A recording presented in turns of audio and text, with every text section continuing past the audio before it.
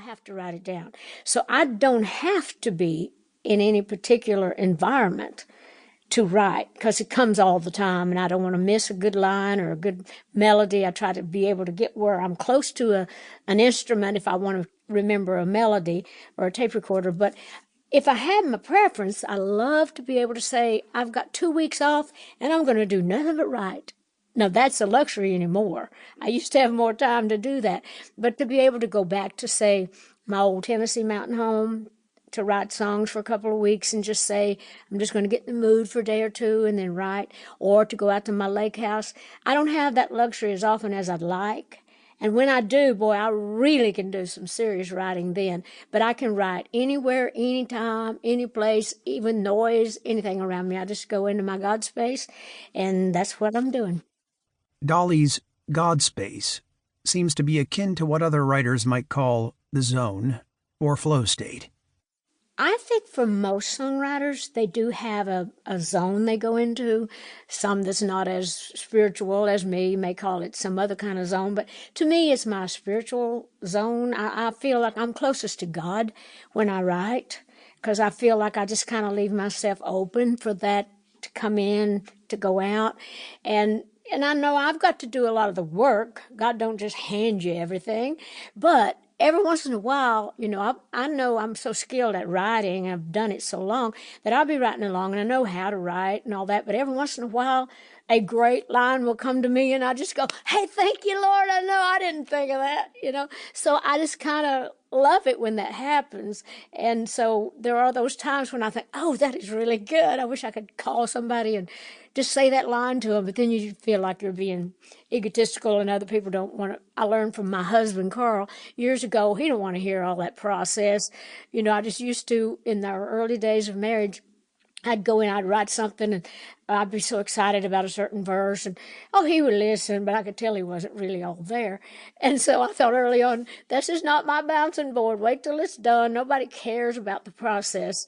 Well, actually, that's not true. My best friend Judy Ogle was always there to, she just loved, as she said, I just like to hear you think. So she'd sit around for hours making coffee, whatever, if I was with her when I wrote. So she's the only person that really appreciates all of that.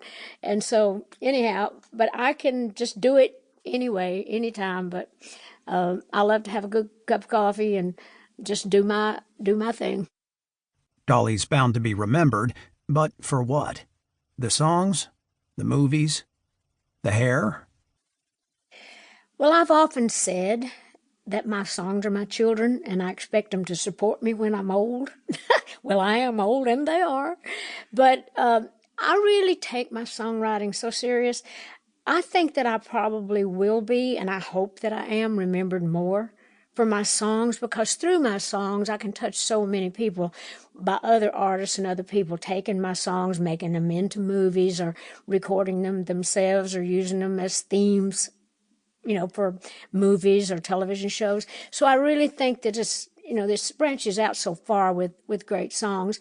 And I'm so proud that I'm able to write. Now, there are many great writers in this world, so many writers that are so much greater than I am. But I know for a fact that no writer in this world enjoys it more than me, takes it more serious than me, and gets more out of it than me. Like I say, I may be remembered as a songwriter and a good songwriter, maybe not one of the greats, but I've got a lot of songs and I've touched on a lot of subjects, and I got enough stuff out there for anybody that wants to listen. But I hope I am remembered as a good songwriter. It was her family, tucked away in the mountains of Tennessee, that started Dolly on music.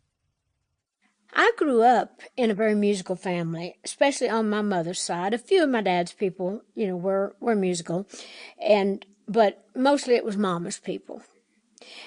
And my grandpa was preacher, and he was very musical, though, and he played in the church, played the piano, played his fiddle, played the guitar, and all of us learned to play early on, most of us in the household.